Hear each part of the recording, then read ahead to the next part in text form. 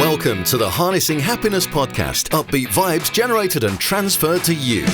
Hello and welcome to another episode of Harnessing Happiness with myself, Sarah J Naylor. Today, I am delighted to be joined by the fabulous Carol. Now, let me give you a little bit of background about Carol to start with before we really dig in. Carol is the Managing Director of Grow Your Brands International Beauty Brand Consultancy and the Beauty CEO Academy, and also the author of Glow Up, Create Your Own Beauty Brand, a children's come teenage book. And that's what I'm really excited about digging into, but we'll get to there shortly because I just want to give you a little bit more background because Carol comes with huge amounts of experience. She's an international beauty expert, entrepreneur, speaker and mentor with more than 30 years experience within the beauty industry, helping beauty and wellness brands grow. She's held senior leadership roles within global organisations, including Boots International Retail and The Body Shop. Let's put it this way. Carol knows her stuff. I was going to use another word there, but I won't. Carol knows her stuff. She's worked across the UK, Europe, North America and Asia. And today we really want to get into and talk about the inspiration and what made her actually want to write and create this book. So Carol, without further ado, let's get into it because I'm really excited because when you sent me a copy of the book to look through, I was inspired and it opened my eyes up to stuff. So even though it's aimed at children and teenagers, I think there's a lot there for adults to learn, surely. Absolutely, Sarah. And well, first of all, thank you for having me on your amazing podcast. When I first started to show people the book before it was launched, I showed it to a couple of the manufacturers I work with. So I work in a lot in the beauty industry and have a kind of a wide network of all those kind of industries behind the scenes that go into making a finished product. And a number of them said, actually, our customers need this. So I thought that gave me some hope. So it's and shall I tell you a little bit about where the inspiration came from? No, that's what I'm really fascinated about. You know, what inspired you to write it? Because there's a parallel, I guess, to the book. I mean, I wrote my book and published it back in 2017, Shining a Light on You, How to Manifest Your Dream Job. And it kind of hooks into the prelude to where I've been talking to sort of adults and sort of looking at jobs and things like that, because actually what you're doing through the book is inspiring the next generation to think creatively, to think outside of the box, think about other stuff. I mean, before we jumped on, you quoted some stats from the government that were really interesting. I don't know if you want to share those with the audience, but it's just, I think it's great because anything we can do to inspire the next generation is awesome. Yeah. So I worked with a lot of, when I was working for Boots and The Body Shop, very, very big brands with lots of money and, you know, obviously, well-known brands globally. But I also mentor a lot of new founder brands, people who are kind of new to the industry and don't know anything. Anyway, as part of that, I started to do some mentoring and supporting schools. And that's where the book came from, because I would either do interviewing or career talks. Where the book actually came from was one particular class in a primary school. And what I did, I was doing a talk about the whole start to finish about how you create a beauty brand. And because it was going to be mixed, you know, kids, male, you know, boys and girls, I decided 3 products. I said, we'll create a digital product. We'll create a personal care product, something that's in your bathroom cabinet, and a food product, maybe a cereal or something like that. So I took them through the whole process and I had product samples and empty containers, you know, containers before they'd been through the print process. And I made a little conveyor belt of everything that they, you know, the whole process so they could see. And then we, you know, as part of that, I was asking for their ideas, and these young children came up with the most amazing ideas. And they had questions about sustainability. They had different packaging ideas, things that we don't even think of. And then I noticed when I was doing similar talks to slightly older children, it became much more about the subjects. and they'd lost. So I do a very similar talk, maybe tweaked it a little bit more age appropriate. And it was all about the subjects. And also they were nervous about those subjects and which subjects do I choose, but they'd lost that entrepreneurial spark and these great ideas. So it was those early questions that I had. I thought, what I'm going to do is I'm going to put that into a book, because one of the things I did at the end of the session is when we went around the class and said, okay, which part of all of the process would you like to do?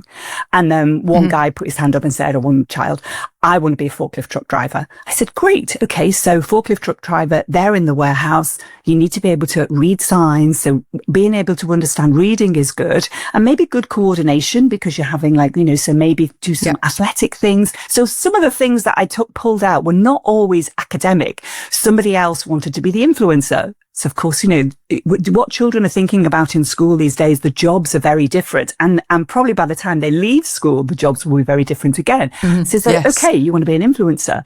As soon as you're able to have a phone, or if you have a camera, learn how to take good photos, learn how to edit, learn how to be comfortable talking on camera, understand lighting. And so we went around. One guy wanted, who was a video game. In fact, one of his family worked for one of the big gaming companies, so you could see where some of the inspiration came from. The influence was coming from. Influence came from. But he wanted to do graphic design on the cover of the video game box.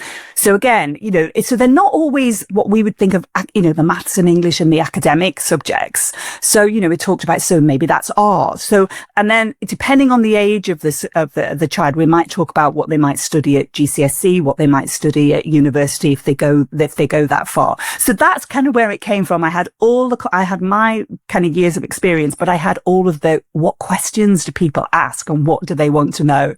And so the aim is to give them the whole process, but to make it fun and then to learn about, so they learn about cost of goods, which actually is maths, where you learn about the retail price, the cost.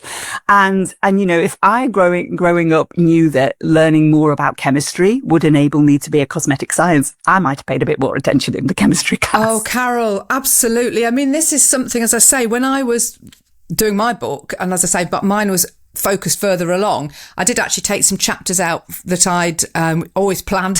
Still 10 years on, they're still in the planning stages, to do a very similar thing in terms of inspiration, to ask those questions for the 11 to 16 to 18, and then at the undergraduate level. Because what you're saying is it's that curiosity, which firstly, that is ironed out of kids, which is so sad, because they've got all these ideas and people go, don't be silly, don't be, you can't do this, you can't do that, and then they become dampened down and they don't say things because they're fearful, and the fear builds up. And we need to encourage that that exploratory mind, that curiosity, to find out what fires you up, what interests you, because that does then influence how you study in schools and what subjects you pick, and that helps you then go along the line to the qualifications, the education that you might need. And, you might not end up going and taking that job that you thought you wanted to do at 4 years old. However, that inspiration will still be there, because you're creating something that will be anchored through that activity that they will always remember, because obviously the subconscious will recall that, and that experience that they had, and that curiosity and that support and encouragement goes miles and miles and miles and miles. It's just so impactful, isn't it? And when I read the book, I just thought, oh, this is brilliant. It's just great. Yeah, and there's a couple of things. I've designed it as a workbook rather than a reading book. So let me just pull it up here. So and also I've designed it so that each 2 pages are a colour, and that's kind of a section. But if somebody, and so for example, there's a section about designing, like branding and logo. And so, you might, whoever the parent, the teacher, whatever, might just want to pull out, let's just do about logos. You don't have to sit there and do start to finish. It's very much about a workbook, but you learn about logos, you learn about branding. You also, a part of what they may not do so much at school is about getting feedback, because because when anybody's creating a brand, it's not just your idea, you learn feedback. So I've encouraged them to get feedback in there. So that's kind of a business skill that they're learning, because, and some of them, like, okay, people are giving me different ideas to mine, and you can build on that. Although for some children, they may find it interesting that not everybody agrees with their idea. But it's the whole inspiration though, isn't it? And yes, you've written it in terms of, with a beauty brand focus, but actually that understanding, and this is where it sort of hit me as an adult, because like you said, you'll pick out, let's say it is a beauty product off the shelf, but it could be any product. It could be a bag of nails. I don't know. It could be anything. We have this level of acceptance. We go into a supermarket, we go into a shop, we buy something. We have no real concept of what goes on behind all of that.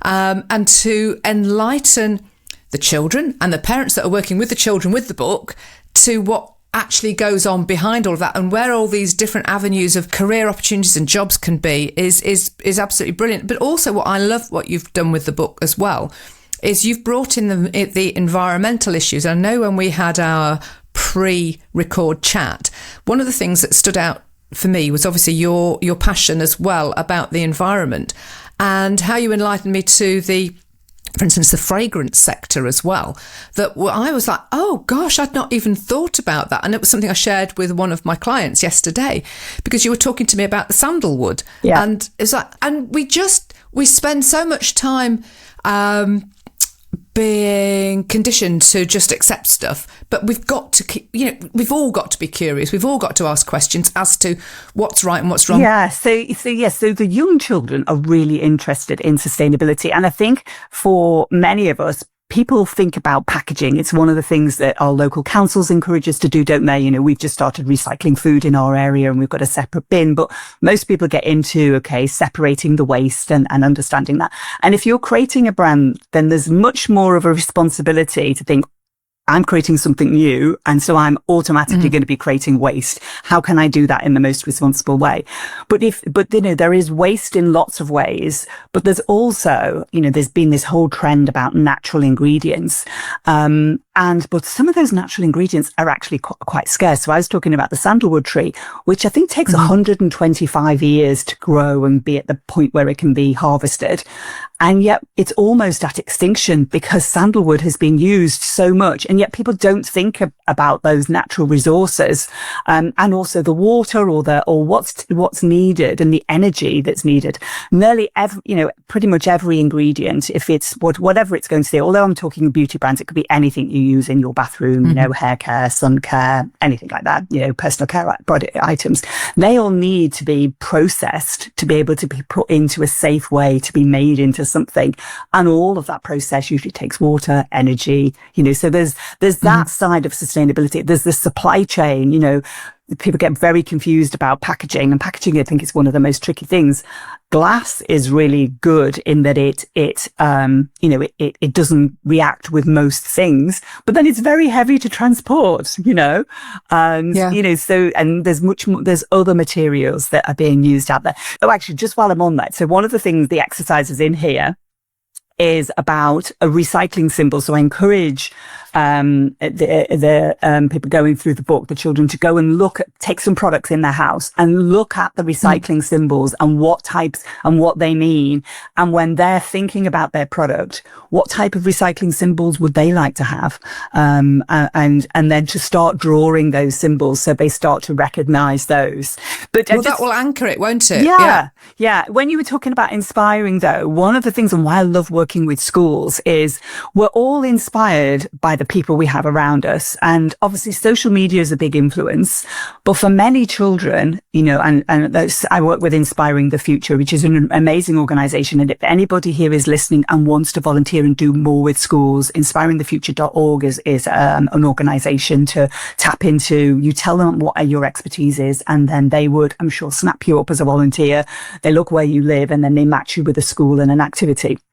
But during COVID, many of those activities went online, like they did for many things.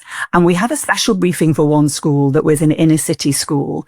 And they said, these kids are third generation unemployed. So can you imagine? Oh, wow. Your parents their parents hadn't worked, their grandparents hadn't worked, their great grandparents hadn't worked. So they had, and the brief was, we want to keep these children out of gangs and show them other opportunities. So can you imagine that, you've got no one in your immediate sphere that you can look to say, I want to do that. And that's why I love about working with schools, because sometimes you go and you see the typical, the police, the fire, the I remember local it from vet, when I was at school. Often the local industries, which are great, the local accountancy firm, all of those, the local industries go and support the school, and is great. And there's a lot of creativity behind things like creating a brand that is often missed at these types of events, because you never know. I think it was Oprah that said you never truly know who you influence and who you impact, because you can have a conversation with someone and then, then they can years later think, gosh, I did this because of that person who mentioned something all that time ago. And there was one talk I did with a high school, and the way they did it, actually, it was you had a stand. All the youngsters by class walked around, chatted to you, and if there's anything they were particularly interested in, they booked a slot and came back. And there was one person I remember, she came back and she wanted to create a lip gloss brand, and she knew exactly what she wanted. So I told her exactly what she needed to do. I said, you won't be able to do this on your own, because your age, you're going to need an adult for some of these things. Mm-hmm. But I gave her some contacts to talk to, and I hope she's done it, because she was so passionate. And, she was, I think, 15. And just because, the age shouldn't be a barrier. If somebody's got these entrepreneurial skills and ideas, as long as they've got the support. So that's what the book is about, is to give people, they might want to not create the whole thing. They might just want to do one aspect of it. Maybe they want to get into packaging, or maybe they want to get into the testing side of it, or, there's lots of different aspects. It supports the product and the beauty industry supports so many careers. It really does. But that's what I loved about it. It's the inspiration that it delivers, and that's that impact that you have, like you've just said. And there's a ripple effect, but you cannot underestimate the power of inspiration and support. And obviously this is why there's so many influencers out there, because they get on and then people listen to what they're saying. But we've got to always be mindful about what we are influencing and how we are impacting people. But when you can seed that inspiration, and I spent 36 years working in recruitment, and although I work with people at all different stages in their career, there's something really rather magical about helping somebody on that first step on the career ladder. And there are people that I met years and years and years ago, came into the office, and and I helped them go in, this one job move, and I was always very mindful of the role that I played within their lives, and they've gone on to like HR director level roles and senior sort of accountancy and business finance and all sorts of roles, and sales directors, and you just know that you've played that part. It's not that I'm taking any credit for it, but that's what I'm saying. It's about being mindful. But in the same way with your book and the talks and inspiring children, because they have got that open-mindedness. But as I said before, too much is done to dampen them down. Oh, you can't do this, you can't do. Everything is possible if you've got the inspiration and you've got the people supporting you. And that's why it's always mindful to be around people who are like-minded, who will support you. But we can start by supporting our children. And I would like to actually say thank you again for the support that you gave my son many, many years ago. Because obviously we were talking and you said, well, let me have a chat with him. And you spent a good amount of time talking to him about what he was doing with his brand. And so I know that Carol walks her talk. Yeah. But I'm actually curious, Carol. I mean, I know we've all talked about the book and how you're inspiring, but how did you end up doing what you're doing? Because that always fascinates me, and I always love to know what people's route to their career has been. Because I mean, there must be something in there that's inspired you along the way to do what you're doing now. Yes. So I spent most of my career in Boots, and I actually started off in stores, and I had a really good first. So somebody spotted me, when I had my interview, and it was the store manager. He fast tracked my career, and I'm so grateful to him. And his name's Peter Roche, and he kind of put me on a development program, and I was promoted within 3 months, and I was looking after a department. So I got a lot of, and I was, my first department actually was at the healthcare and the pharmacy area, and then beauty. So I looked after cosmetics, fragrance, the electrical beauty, all of the cosmetics, sun care, sunglasses, also photography, and when photography was quite a big, and homebrew in those days, where I don't know if you remember that period of time when that was so understood. Yeah. But I started to work we had teams of beauty advisors, and from quite a young age, I had about 30 people working underneath me. So I learned a lot of good, that taught me a lot of leadership skills. Boots were amazing. And I think if you can work with a big company early on in your career, the support and the development skills you get is unbelievable. And also with a big organization, you've got lots of career opportunities. So I ended up kind of going into the beauty side of it. So initially I was in the number 7 team. I became like an area manager for number 7. But what we were looking at was store space, store layout, merchandising. That took me into learning and development. And then years and years later, I was in management development, and I always wanted to work internationally. And so I joined the international retail team, which Boots was setting up overseas around the world. My first country was Taiwan, and that was setting up Boots. So all recruiting all the local teams, training all the local teams. And then I started to see other product brands and other different, how beauty and how products were valued differently in different parts of the world. So, when I first went to Asia, they were talking about whitening products, and I was like, oh, isn't that interesting? And I remember out in the sun at the weekend and going into work on the Monday, and the team were like, oh my goodness, what have you done to your skin? You've disabled yourself. I was like, what? So beauty and how it was perceived very, very differently. And when I worked in the L'Oreal group, that was something that they had this kind of perceptions of beauty around the world program that people went through to understand how beauty varies culturally and what people understand. What beauty. But so working internationally in those various different, Hong Kong, Taiwan, Japan, Thailand, and the US and Canada with Boots. And then just also as part of that, when we're training beauty advisors, recruiting, setting up in new markets, there was always a big product element.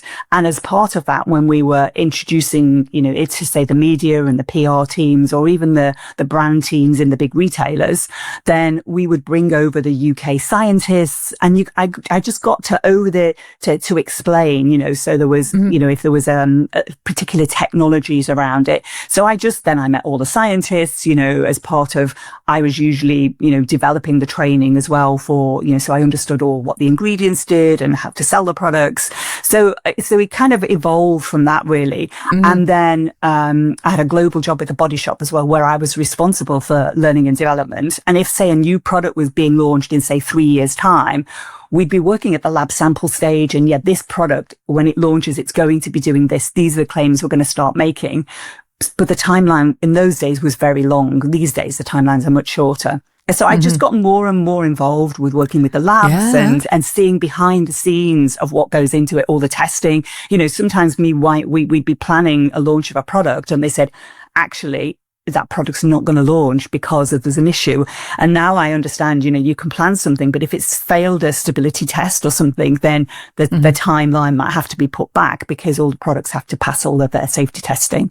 So that's how I got involved in it. And then when I decided to set up my own business, it was initially to help brands get into retail, but so many people started to say, if we sell this into a buyer, what would the buyer say?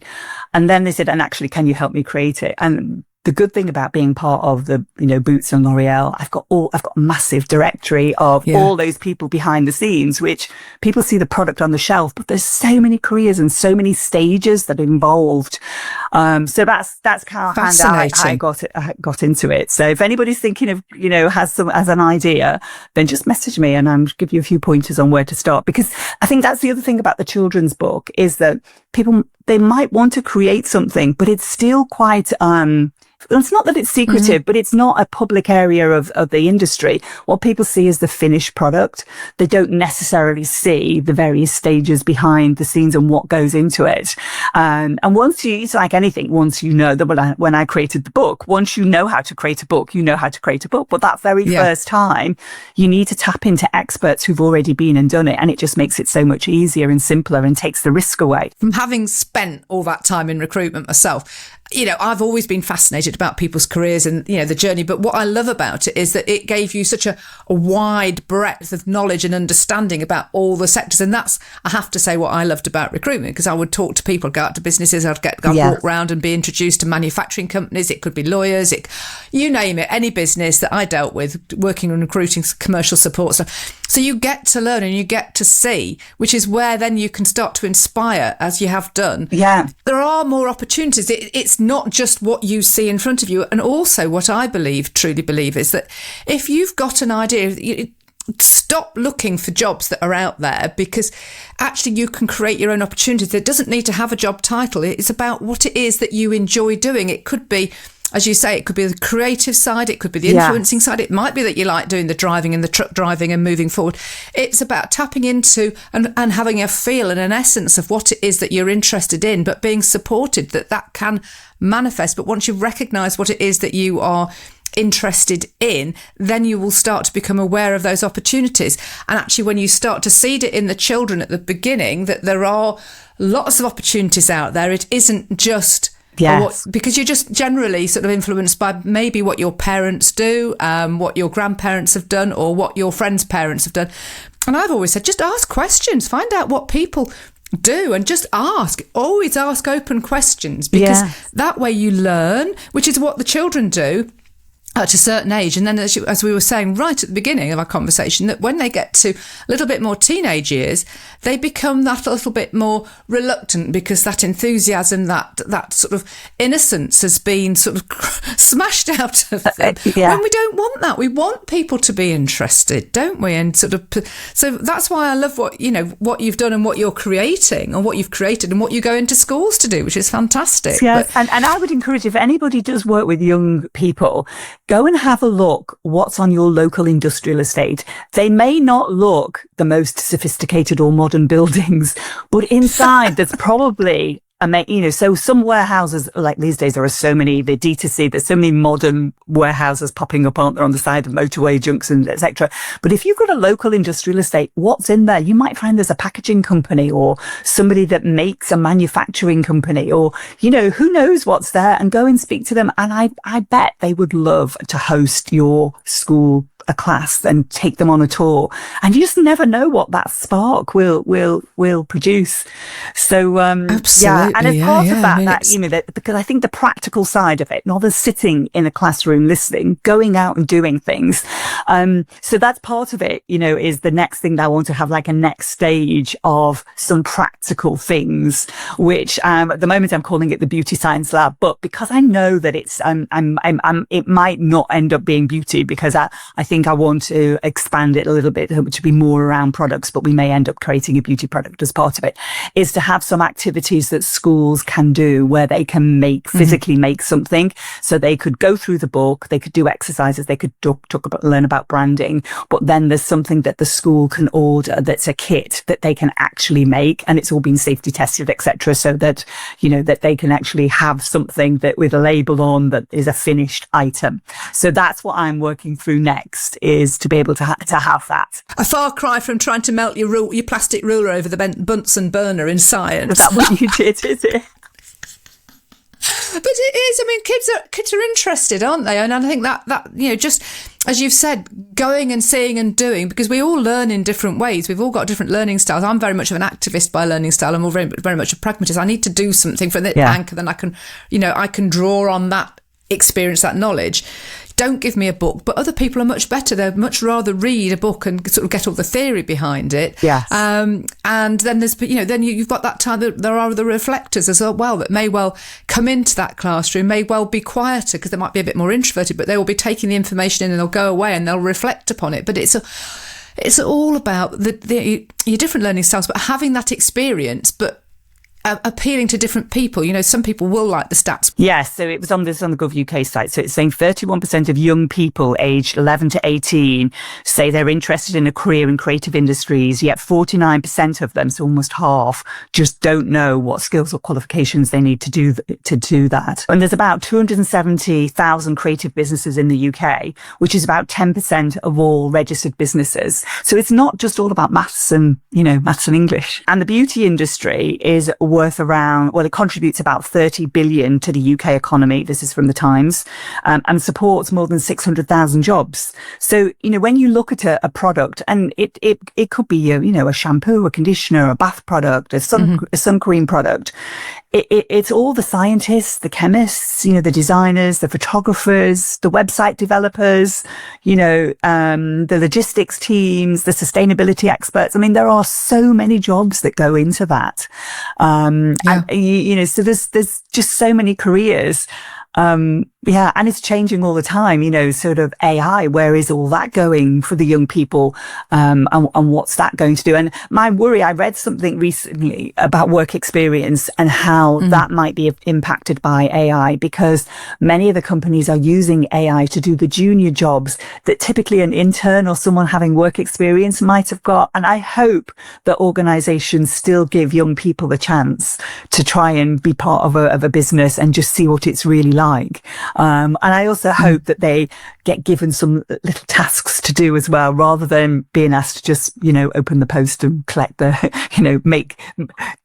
load the photocopier, but do some, see if they can find them a little project or something to do that gives them a real insight. Having spent like 36 years working in the recruitment sector up until 2023, when I came out of it, I've gone through sort of different periods of seeing how the working world has changed, from sort of, we here in the UK, I mean, obviously there was a lot of mining, the mining went, and that made a lot of redundancies. Then we had the rise of the call centres then were offshored, and things keep changing. That is one thing in the world. Everything keeps changing. And yes, we've got AI, and yes, it's impacting, but is it taking away the jobs that mean that we spend, because we do, so many of us spend far too much time in front of tech and what have you. But therefore, it is one thing that AI can't do is all the practical stuff, the hands-on stuff. For instance, like you were saying with the beauty products, let's use that as an example. You have got to be able to try things, make things. AI can't just go out and do all of that. There's got to be the sort of, AI can't smell it. You might be chatting to ChatGPT going, oh yes, I do like that fragrance. I don't think you do, because you have no idea. But there's lots of, because we've not talked about that, because there are testers, aren't there? There are people that will work out what fragrances are right, and you've got to know what the environment is, and it's the other roles are what I'm saying will evolve as a result, because a vacuum doesn't exist. It has to be filled, and things will materialize, but we have got to take control of that and keep that creativity, keep that curiosity, keep that inspiration, keep that support and encouragement of everyone to do different things and think outside the box, think differently, move away from the narrative. Let's see what happens, and encouragement. But one of the things I wanted to ask you, because of what you've just said in conjunction with what you'd said previously, which was about how the big organisations are great to get into, but equally we're looking at entrepreneurs.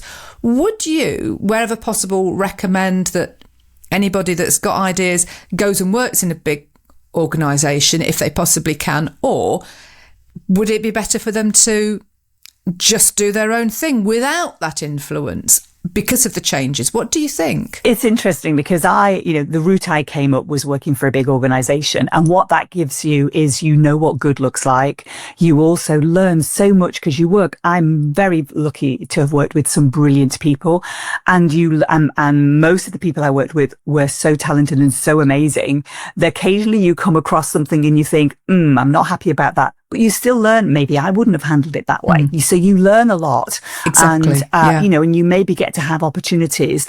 But I met at a careers event I did not so long ago, a young I don't know how old he was, maybe 15. And he was already buying and selling things online and making a fair bit of money. And I think he's going to completely bypass everything. And he's on a fast track to being a very, very successful entrepreneur. So I think there's some personality things in there. He was very clear on what he's already starting it. He wasn't seeing his age as a barrier. He was already starting and going ahead. So I think there's some personality things in there. I think there's some confidence things in there as well, because it's quite, it can be quite lonely doing something by yourself. So the support is really important. Yeah. I think these days it costs quite a lot of money I think it's, once you understand the process to make the product part is quite easy. The brand and the marketing is expensive. So what many people do is they have their career and they have something so they can do their project on the side till they get to the point where actually it's earning enough money that they can swap and they can make their role their project the main thing, and let their career go. Because there is timing, there's a lot of things into going to making a brand. And, people see a new brand and they think, oh, it happened last week. I know many founders, it's taken them 5 years, more than 5 years. Sometimes one particular aspect might take just 2 years and you've not launched. So there's not really an overnight success to that. So I think, having, maybe it's a bit of both to be able to go and work for an organization, learn some things, and then have your own idea on the side. I think you've got to go with what feels right for you, haven't you? It's following it's trusting your instinct, your intuition, working with what feels right for you, recognizing opportunities, and if it is a great opportunity, seize it because of what you can learn.